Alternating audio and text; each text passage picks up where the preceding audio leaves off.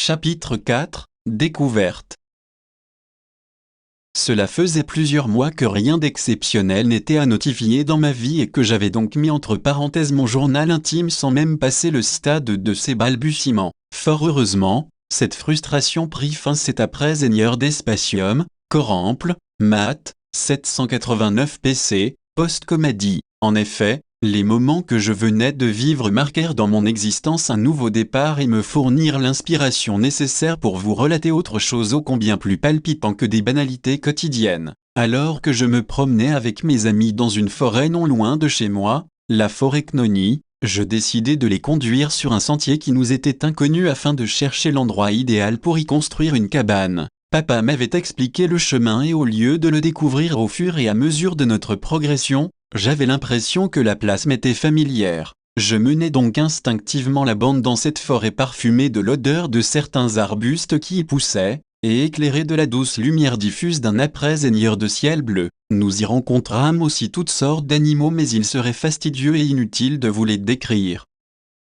Comme à son habitude, Arjuna parlait beaucoup. C'est le genre de type à qui vous dites bonjour et qui vous répond le reste. Il discourut sur tout mais surtout sur rien jusqu'à trouver un sujet qui suscita au sein du groupe une réponse un tantinet plus longue qu'un vaga. Il s'était mis à la boxe il y a un peu plus de 2 ans et se passionnait pour ce sport. Ayant introduit le sujet par sa victoire fracassante la semaine dernière contre un adversaire plus expérimenté, il nous expliqua plusieurs techniques qu'il avait utilisées puis commença un peu à parler tactique. Comme il était grand, il soutenait que le meilleur schéma de victoire était de maintenir l'ennemi à distance et de le fatiguer avant de l'achever. Du moins, il gagnait tout le temps de cette manière. Icare, qui faisait de la boxe depuis une paire d'années aussi, proposa alors de faire un petit match contre Arjuna afin que ce dernier puisse montrer la pertinence de sa stratégie. Arjuna ne pouvait pas perdre une si belle occasion de fanfaronner d'autant plus qu'Icare était plus petit et donc le parfait partenaire pour partager son art. Le combat à l'amiable débuta et Icare encaissa quelques directs.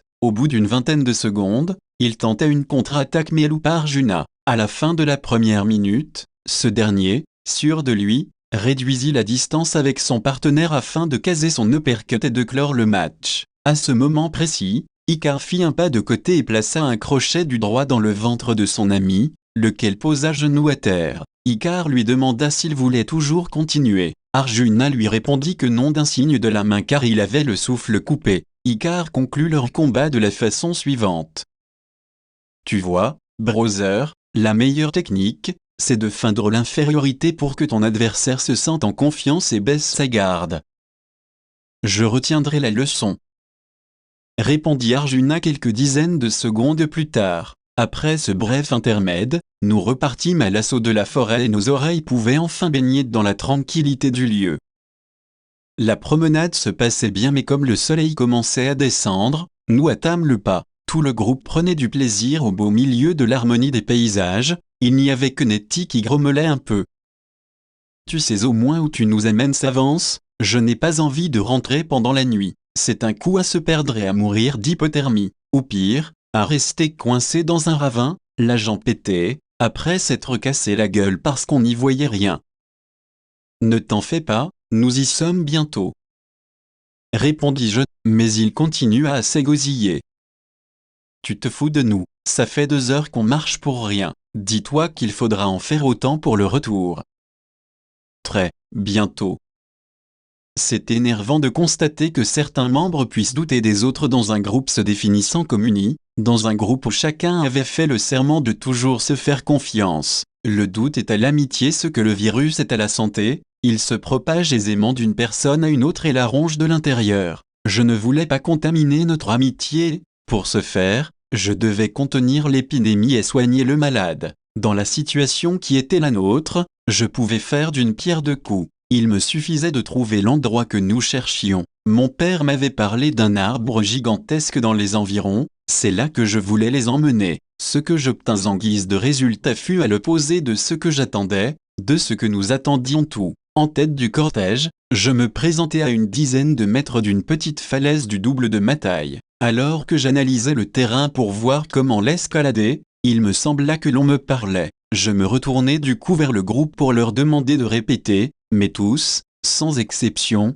me regardèrent interloqués. Personne ne m'avait adressé la parole. Étrange. Je m'avançais à nouveau vers cette petite falaise quand la voix se fit entendre une seconde fois. Ce n'était pas notre langue, ce n'était pas de l'English, mais je comprenais le sens, bizarrement. Mes camarades n'avaient perçu aucun son, ils pensaient même que je leur faisais une blague. Mais voyant le sérieux de mon visage, ils comprirent vite qu'il n'y avait pas de canular. Le message de la voix passait en boucle et je me rendis compte que je ne l'entendais pas mais que je le ressentais, comme s'il s'était établi une communication extrasensorielle. Guidé par ma perception, j'escaladais la paroi rocheuse. Je m'avançais, seul, suivant mon instinct et comme attiré par une force enfouie au fond de mon être. Les autres me fixaient de leurs yeux surpris. Fait que je ne m'explique toujours pas, dans une aisance déconcertante, je répétais à voix haute le message puis le traduisis avec clarté. Malgré l'étonnement et le caractère incongru de la situation, je me doutais et mes amis l'avaient compris, Nettie inclus, que ce qui arrivait n'était pas un hasard et que j'avais un rôle être primordial sinon important à jouer dans l'aventure qui venait de commencer. Au plus profond de moi, j'avais été guidé jusqu'à ce lieu singulier, ce jour précis voire même programmé. J'avais l'intime conviction d'avoir déclenché, par ma simple présence, cette communication extrasensorielle, et personne dans le groupe ne semblait en douter. Face à telle étrangeté, nous ne faisions à nouveau plus qu'un. Voici ce que disait cette voix.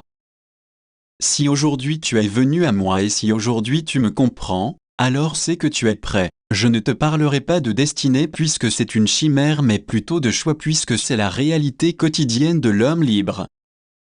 À cet instant, je sentais monter en moi la fièvre de la vérité. Ce texte, dont l'introduction me chantait la libération, résonnait en mon sein tel un prophète annonçant un messie. J'avais envie de répondre présent et de crier « Oui, c'est moi, l'élu » mais je devais rester concentré car à chaque pouvoir correspond son lot de responsabilités. À présent, pour avoir pu ouvrir ce livre, j'avais le devoir d'en recueillir la substantifique moelle. Aux grandes dames de la facilité, à défaut de me léguer une vérité absolue, il continuait ainsi.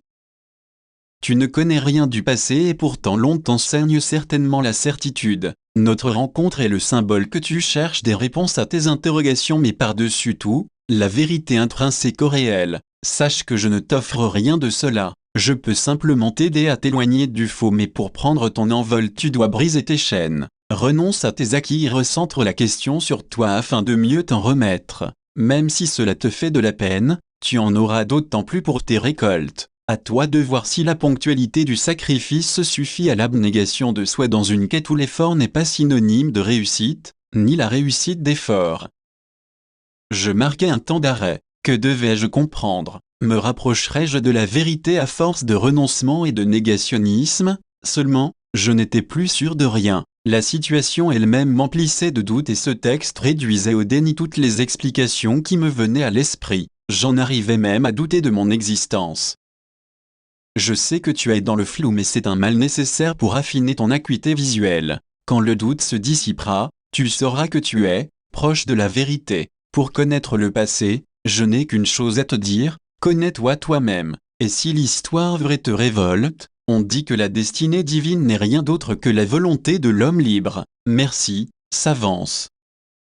À ce moment précis, l'on m'aurait demandé la lune, cela m'aurait paru aisé. L'auteur de ce texte en savait apparemment long sur mon humble personne, et bien que je pensais me connaître depuis quelques années déjà, je me sentais terriblement ingénu tel un clandestin dans le corps d'un autre. Nettie articula quelques mots.